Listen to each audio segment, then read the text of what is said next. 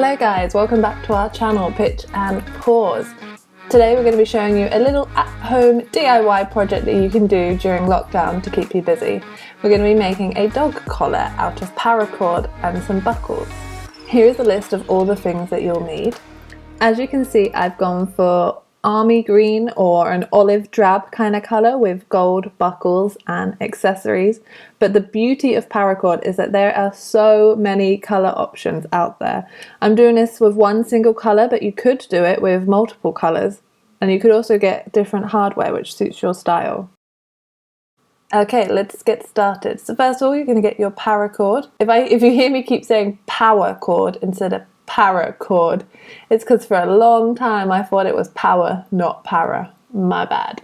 Okay, so the first thing you're going to do is fold your cord in half. Then with the looped end, you're going to thread that through your buckle.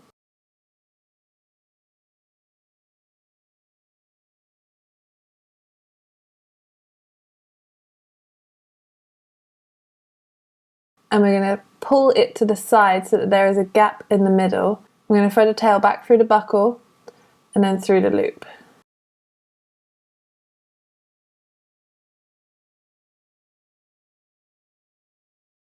And then you're going to do the same on the other side. So taking the tail, you're going to thread that through the buckle. The last one is always the tightest to get through. You might have to wiggle it in a little bit. And make sure that goes under the loop as well. And then we're going to tighten the whole thing. So at the top you've got 4 strands over the top of the buckle and 1 loop.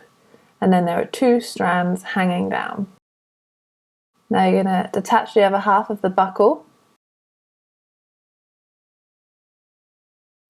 And using those 2 strands, you're going to thread it through the top of the other half of the buckle.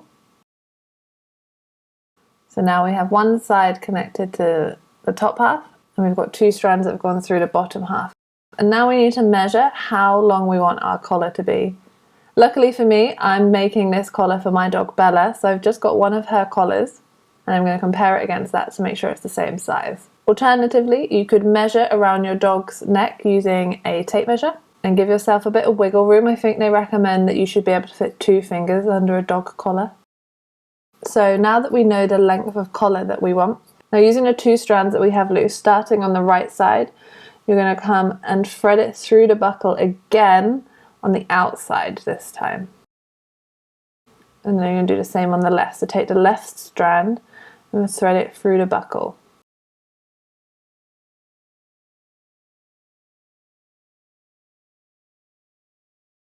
It's a good time to check the length of your buckle.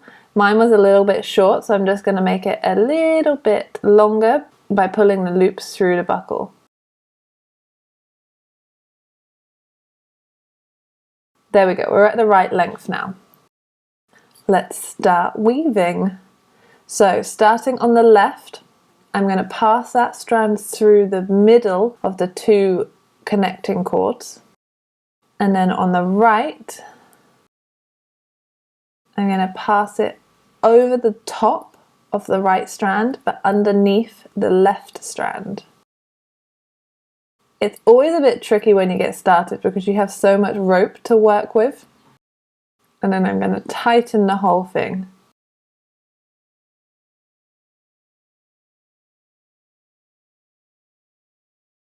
These first few I made quite loose at the start, just so I could show you the relationship between the strands.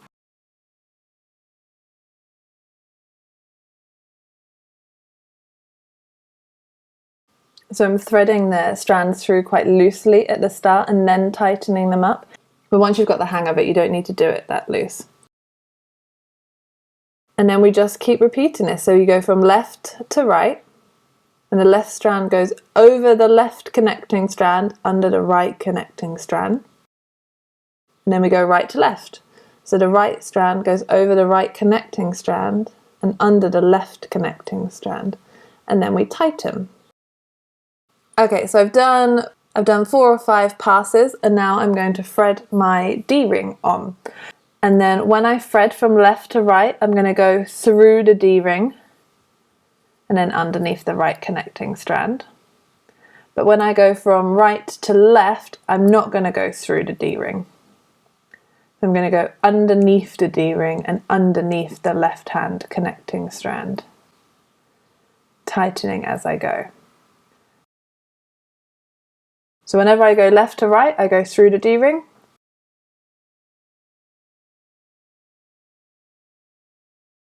But when I go right to left, I go underneath and not through the D-ring.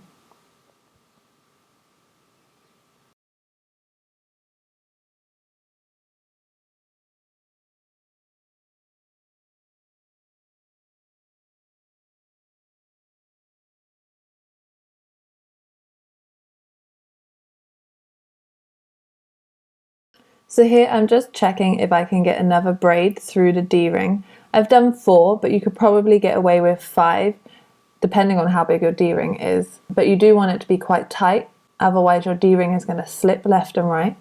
And then once you've braided through the D-ring, then you just continue with the rest of the fish braid, going right to left, over, then under, and making sure it's nice and tight along the way. And there are so many tutorials online for how to do fishtail braids. So if I'm not explaining it brilliantly, they might be doing a better job than me. Okay, so we're near the end now, and I want to put on an identity tag for Bella. So for the identity tag, I'm only going to be able to fit one pass from the left and one pass from the right through that opening. So I've gone from the left through the identity tag underneath the right strand.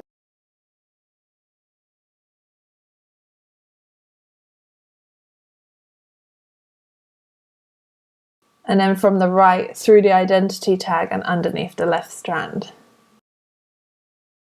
Now there are lots of different types of identity tags. I chose one that had sort of 2 cutouts on either side so it wasn't dangling down, because the ones that dangle tend to be quite noisy. So this one should be nice and quiet on her collar. No, she shouldn't jingle as she walks.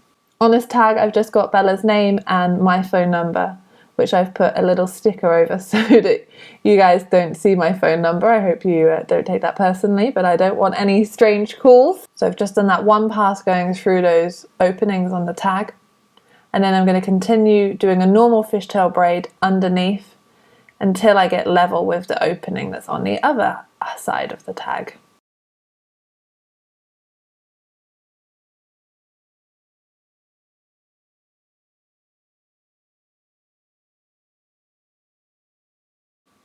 And I'm going to tighten that whole thing up and make sure it looks neat from the front and the back. And I'm going to do the same thing, go from left to right through the tag and underneath the strands.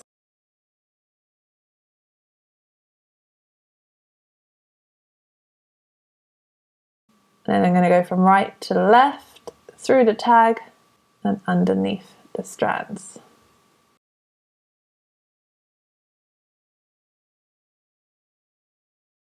Now we can finish our fishtail braid. I would recommend starting from the top of your fishtail braid and just tightening everything up, going through each strand and pulling it through tight. Because paracord is a little bit of stretch in it, it will wiggle and loosen, so make sure it's nice and tight at the start.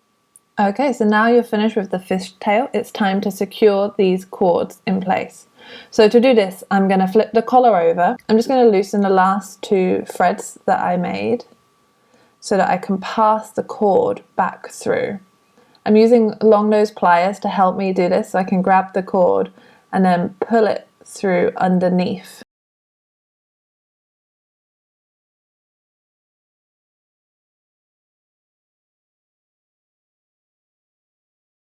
And I'm going underneath 2 loops.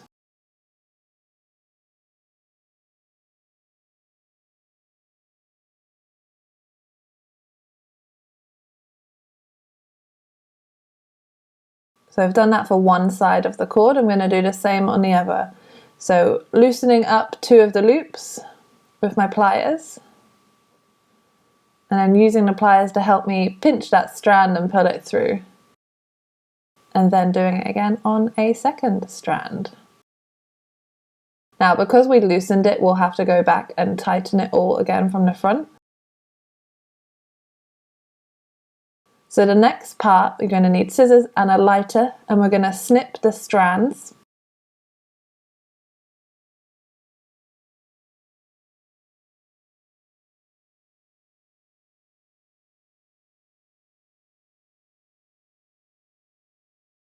And then we're going to use a lighter to melt the ends, which will stop it from fraying. And then you can use your fingers, but I wouldn't recommend using your fingers because the strands will now be hot from melting them. But I'm just using the blade of my scissors to push these down flat and seal the whole thing.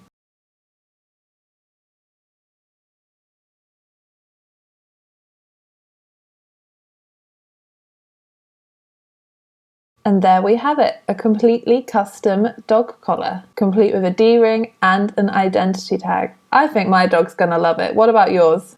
I would love to see how you guys got on making this collar. Did you do the same colors as me, or did you come up with a different idea that suits you a little bit better? Please let me know. We have an Instagram account at Pitch and Paws. Tag us in your story when you've made your collar. I really, really, really want to see them.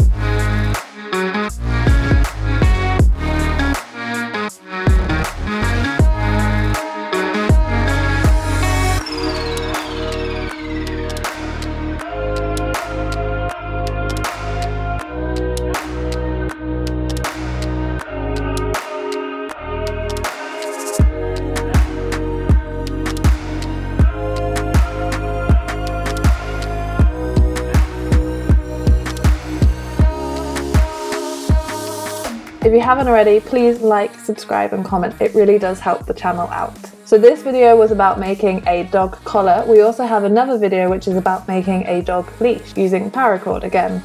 I went for the same colours because I wanted the collar and the leash to match. So I've gone for a green and gold theme in that one too. I'll link the video here for you. I hope you enjoyed this tutorial.